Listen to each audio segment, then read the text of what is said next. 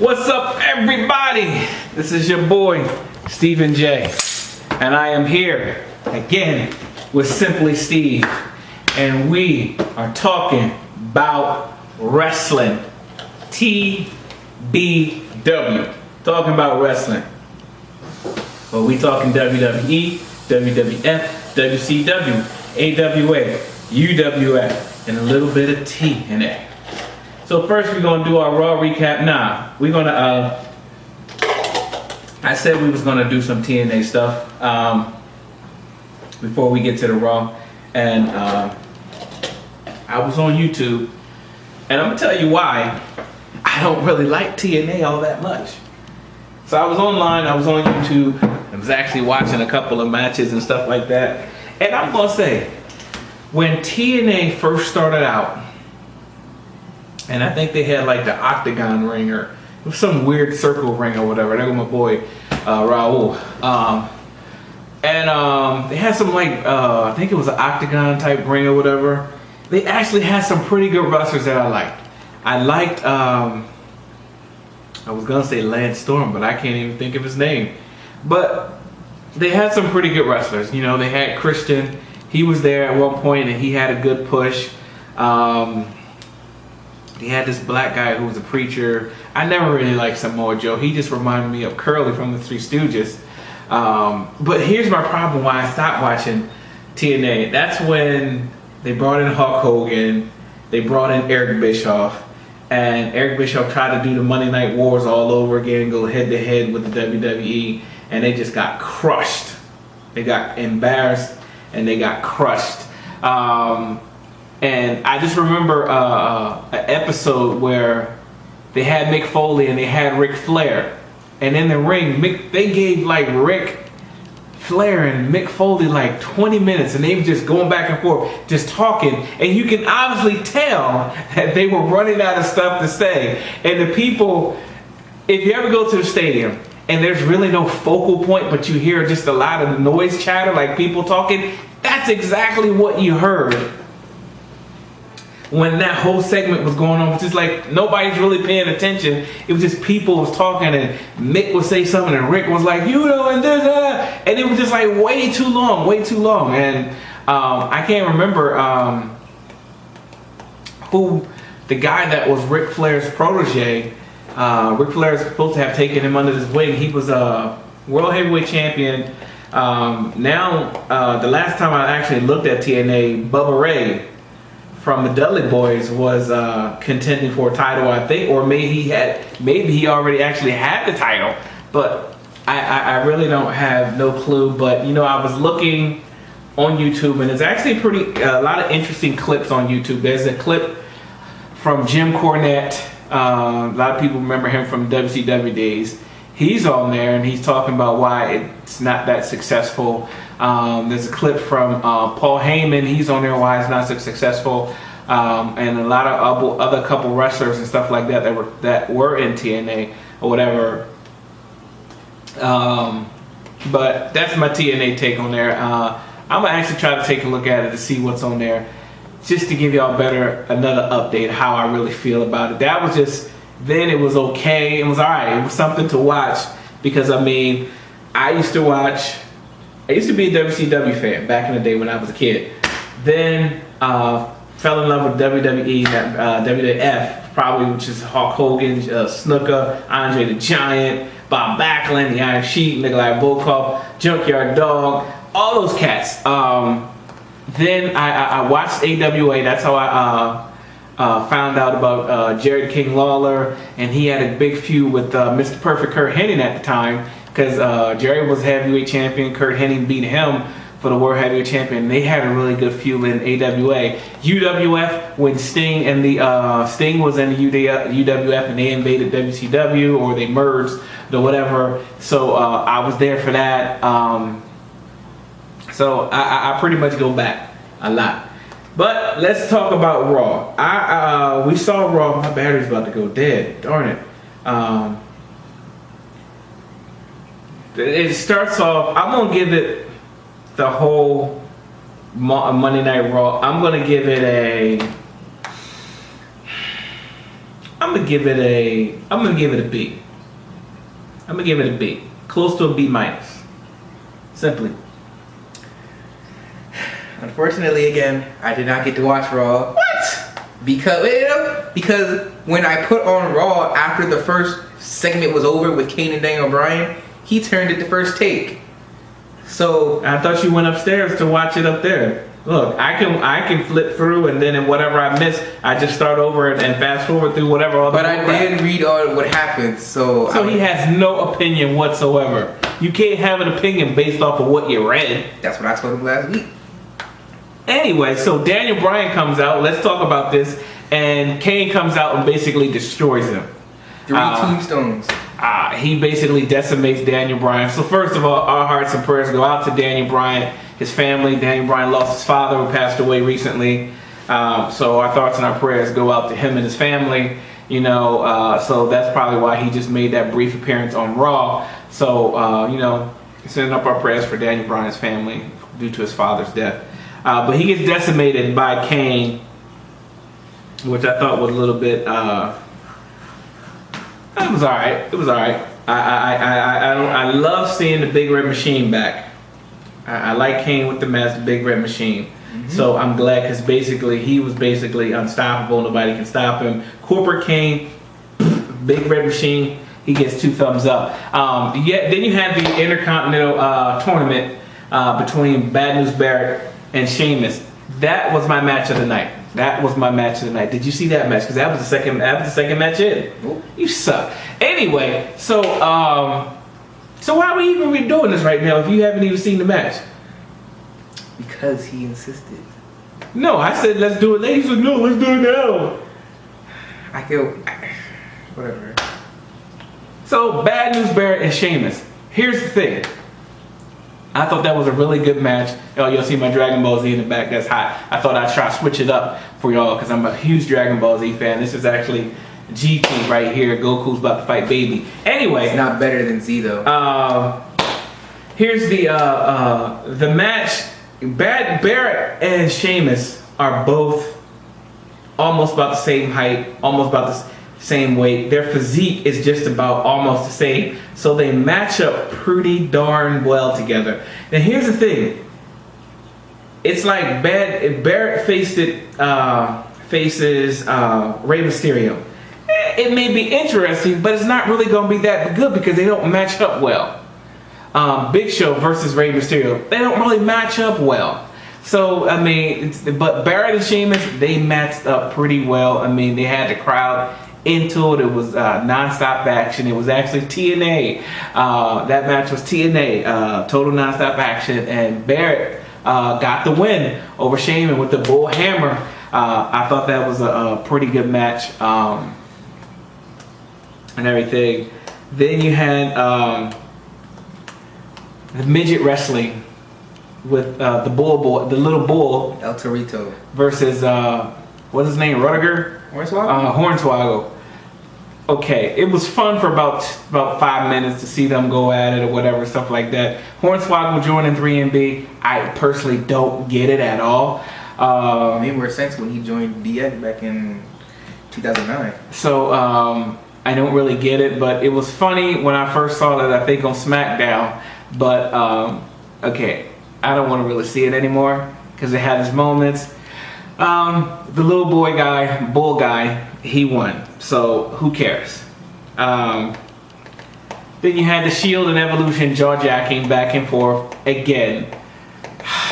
I want to see some action whatsoever. So it looks like Ambrose is going after Batista.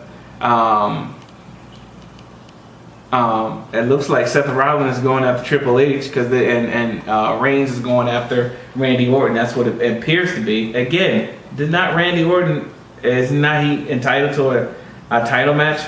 Because at Extreme Rules, Daniel Bryan is going to face Kane. What happened to Randy Orton? Again. My opinion on that match, though, I think Shield might win because they're more of a unit with each other rather than Evolution. They talked about that because they're all in their own mind. Seth Rollins said that, Batista's worried about his movie career, Randy Orton's worried about Randy Orton, and Triple H is worried about what's best for business or best for Triple H. So he did mention that.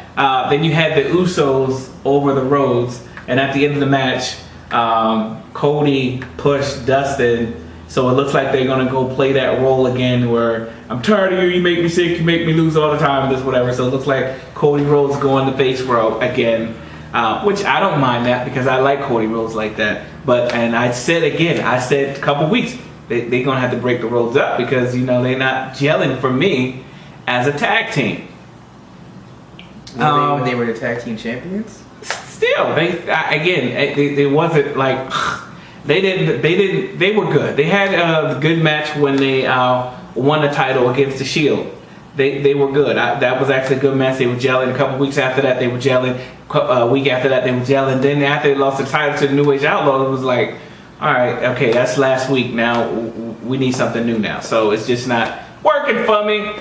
So if they're gonna break it up, I'm all for it.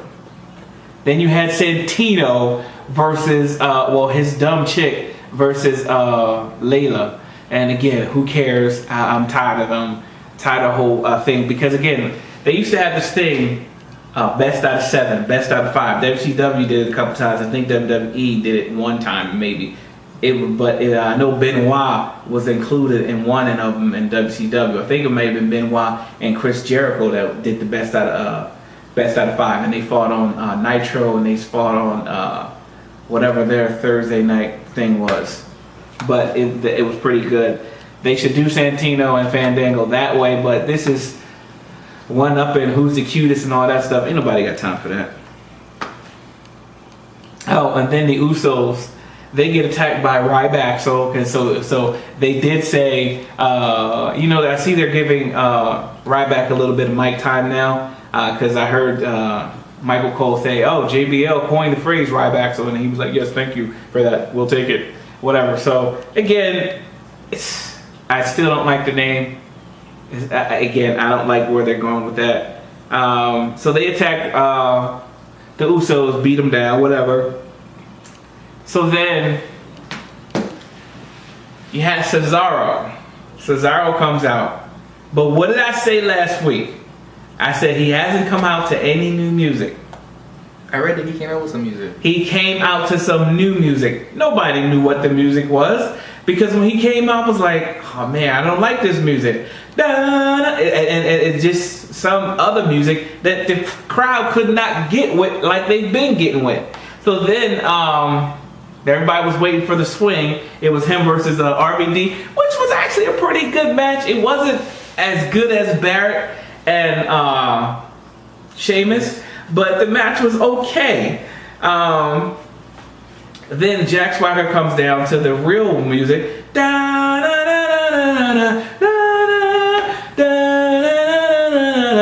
Yo, that should have been Cesaro's music. They should have kept that music, but now they got him with this different music. Well, that was originally Swagger's song. So again, they can't. The crowd's not with him. And he did get the swing. He almost did put the swing on Zip Coulter, but he ended up doing it to Swagger about 12 times before he released it. But again, I said it a couple weeks ago, when he didn't come out with no music, I don't like it because the crowd really can't get with him. And so now he's going to really become a heel, because the two things that they loved about Cesaro was his entrance music and whatever, and he was doing all this stuff like that, and they love the swing. Now all you got the swing. All you got is the swing. I don't think it's going to work. I don't think it's going to work. They should have a fight for the entrance music. And matter of fact, I tweeted it on the WWE's Twitter page. No to Cesaro's entrance music. So RVD wins by DQ, but I think they're going to try to count out. Count out. And he said basically he didn't really challenge RVD, but I think that's what they're going to try to do again. Then you had the main event, John Cena versus the Wyatt family. That was okay. It was okay. Cena ended up winning by DQ, because all three Wyatts And here's the dumb thing. Cena went to go pin him before. Harper comes in and he breaks up the count for Cena trying to get the pin. And he moves out of the way. This time Harper jumps in and tries to get breaks it up. The referee's automatically ringing the bell at this point. So again, the match was okay. Again,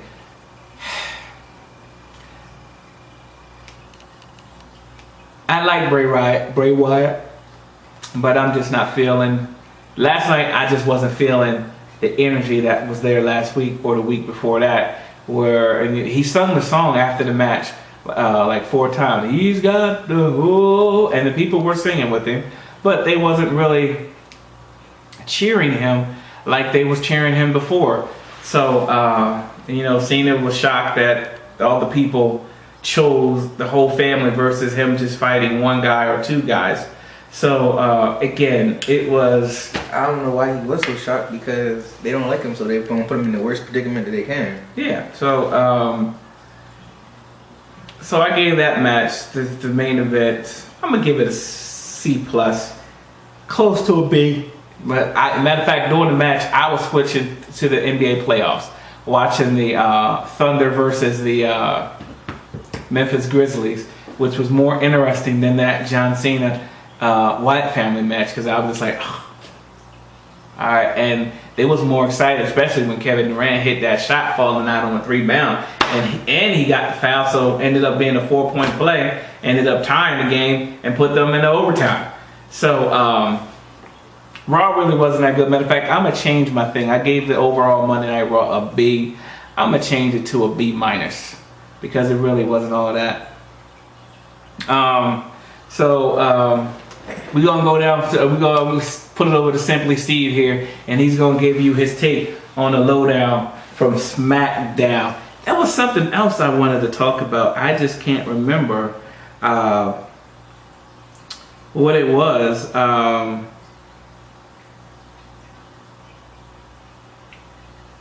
I can't remember what it was, but a lot of stuff that I've been predicting that was going to happen has stinking happened. And that's all I got to say about that.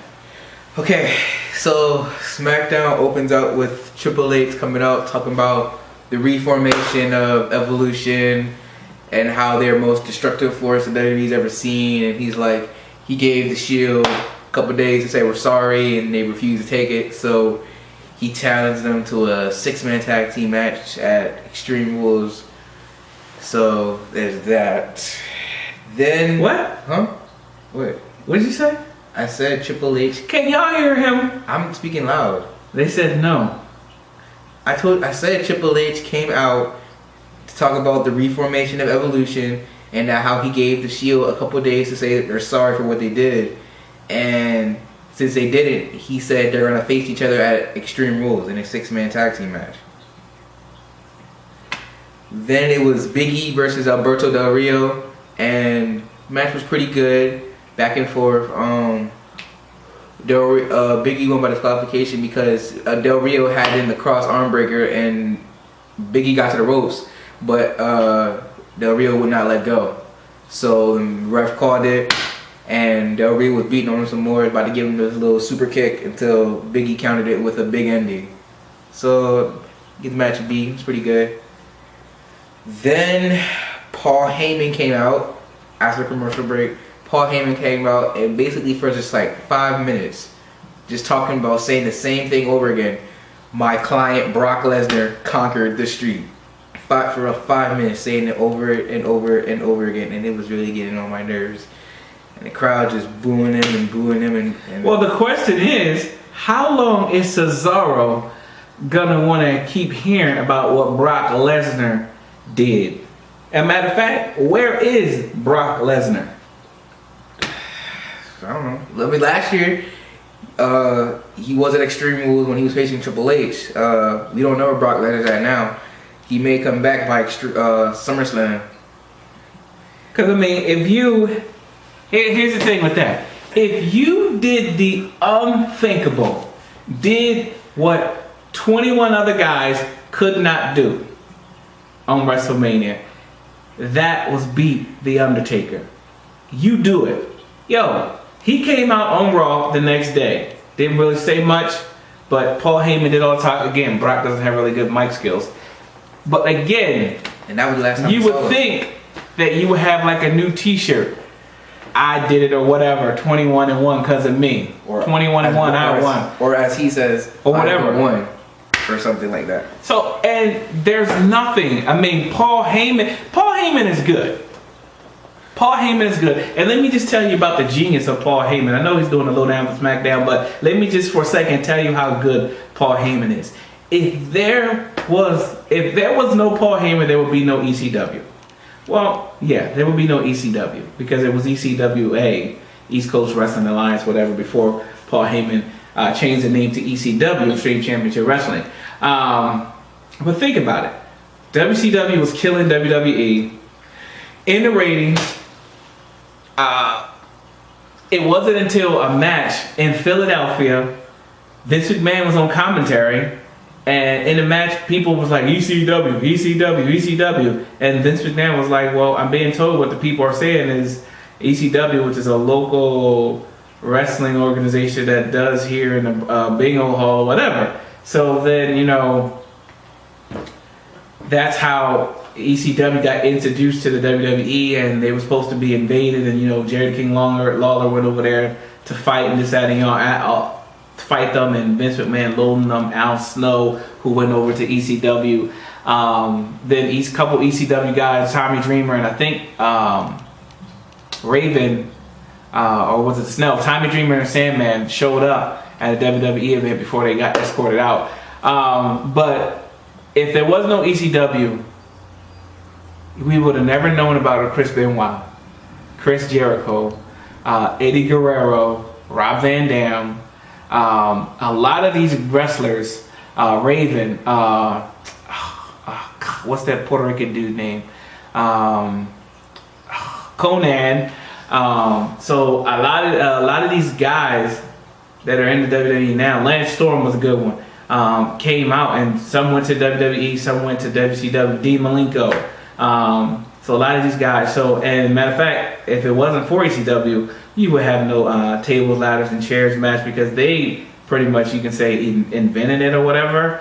Even though Carlito says they did it over in Puerto Rico, but then people in Japan says that. But then you had Oklahoma South Wrestling, Sooner Wrestling said they did it. So whoever, but Paul Heyman may put it on the map. And I said all that to say this: Paul Heyman can do certain things. He can definitely run his mouth. And matter of fact, CM Punk, he came from ECW. He can run his mouth, but in order for Brock to get over, to really gather some momentum about beating the streak, he's going to have to show up. I'm like, yeah, this is what I did. Matter of fact, and I also saw a clip on YouTube, The Undertaker coming out of the hospital. You know, they had a bunch of cameras there. And, I've seen that. And he came out with his wife, and, you know, somebody was like, Taker, which he was a big nerd. And he got into this bus type thing, or trailer, not trailer, but what do you call it? No, it was a RV, and closed the door. So, but when he walked out, man, dude was looking beat up. And again, this is what I said. Take was old. I mean, you would think he would be in better condition, because he only fought one time a year. I think his last fight before WrestleMania was when he got jumped by the Shield. And they put him through a table. And that was it. So just this one match, he's retiring. There's no way he can come back, because I mean, one match a year and you got to go to the hospital. I know he had a concussion and everything, but even in the match, he was just not the same. It just wasn't there. Exactly. Like when he got the concussion, he was like, he didn't know what he was doing, and he had to follow what Brock was doing in order to continue with the match, because he just was not into it. So again, my question is, why is Sting here now? Why is Sting still coming? Because if Taker's retiring, then there's no point for him coming now. But WWE hasn't announced that they. I've read it. He's here now. It's not on the thing that they hired Sting. Because he's only going to do one match. What match is that? I don't know. Like I said, he was supposed to face Taker, but he's retiring and the streak's over. If Sting does come to WWE again, Sting is old too. He's 54. Again. And Taker's 49. Here's my thing.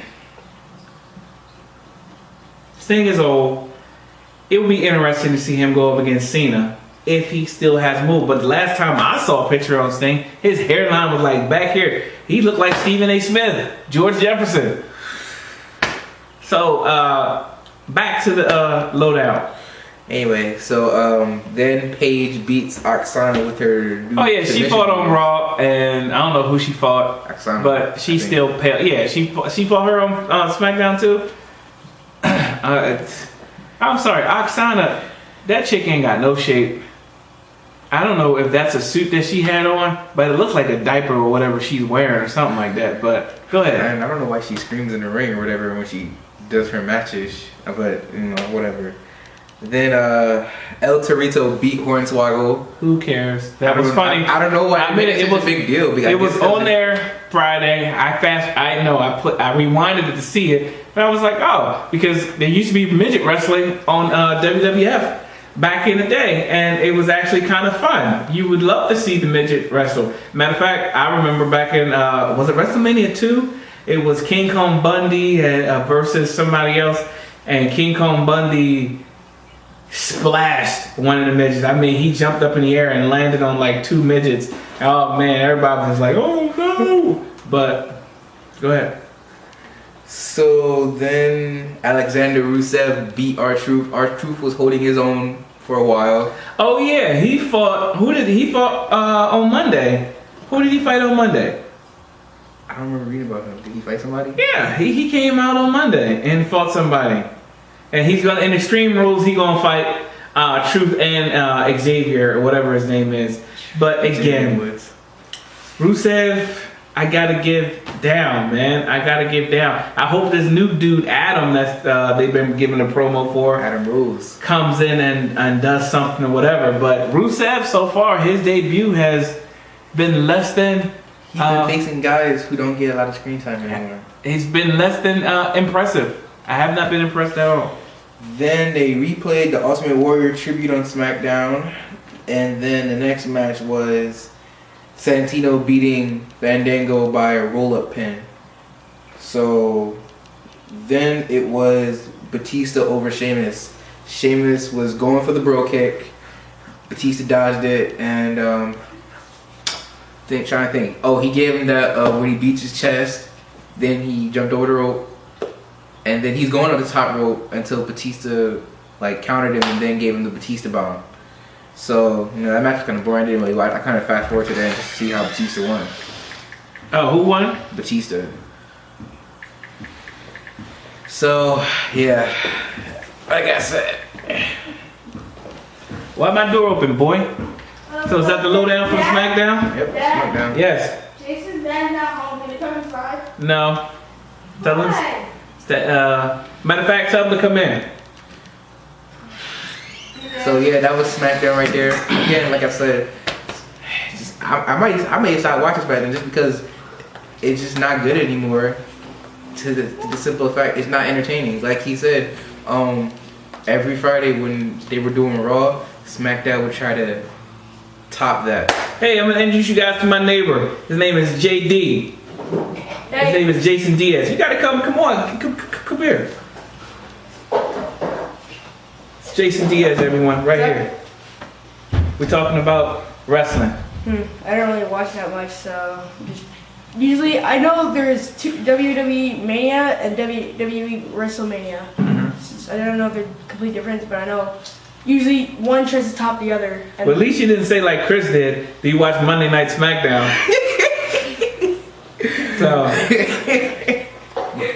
So you watch Monday Night SmackDown?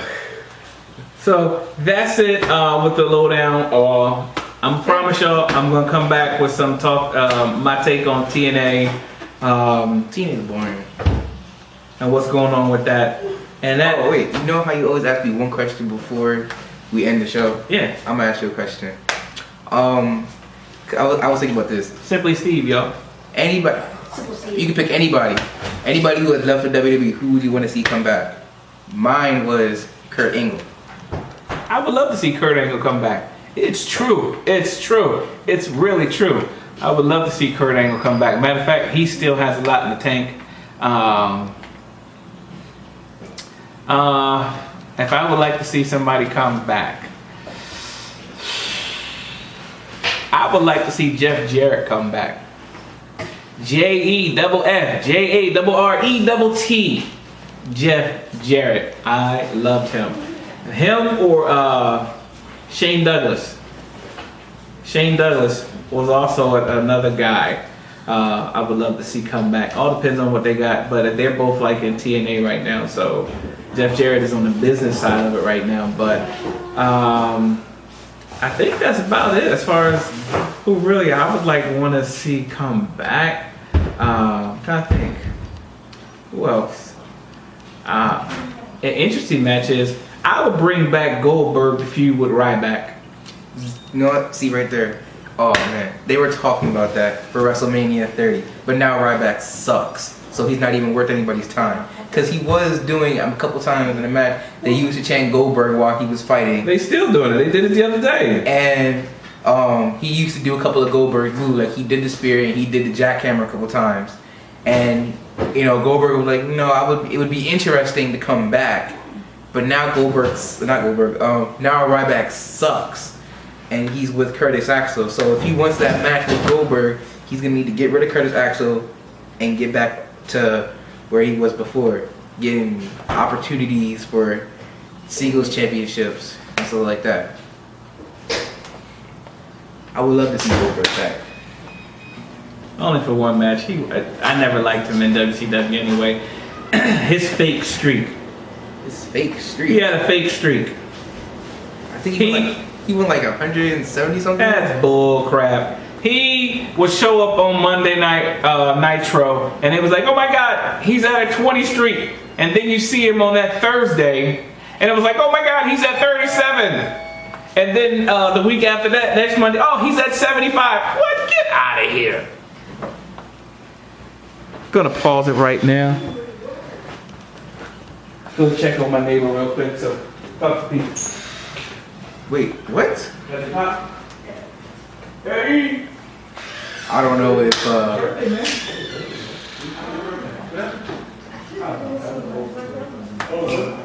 so I guess we're still on.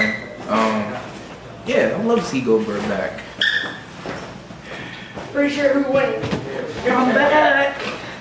He used to be the camera guy, but he quit. Come on, Cena. Because he sucks. I still like John Cena. John Cena fan.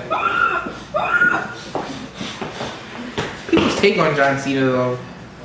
I don't think he sucks. I just don't like him like that. You didn't see anything. Yeah, I don't think he sucks. I respect him, what he does. I just don't like him like that. So.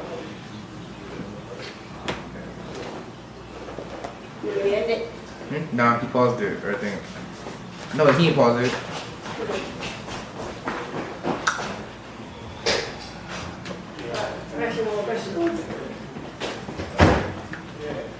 Alright, one question.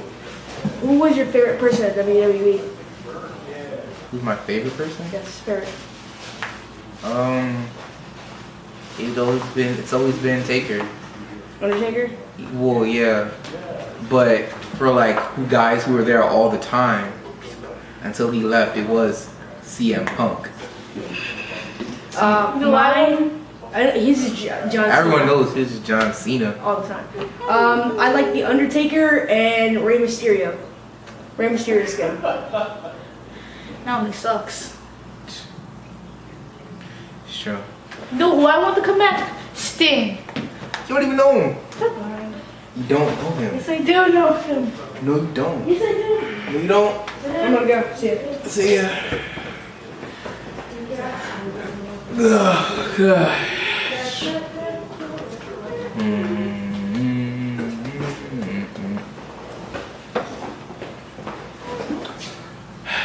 Give it.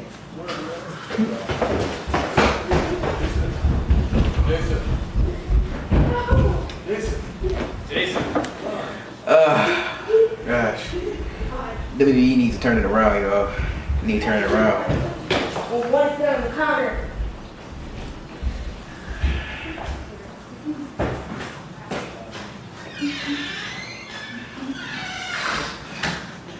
Let's eat the hot dog. Did that close the door outside? I think I might just end it. Or who we talk? There's something else to talk about. So what? I want you guys to comment. What's your favorite wrestler? Oh yes, And please who wants remember. to come back? You can still ask us questions. Who is your favorite wrestler? Mine was Taker, but since he's gonna retire, was CM Punk. But since he's left, now I guess it's gonna have to be yes, Daniel Bryan.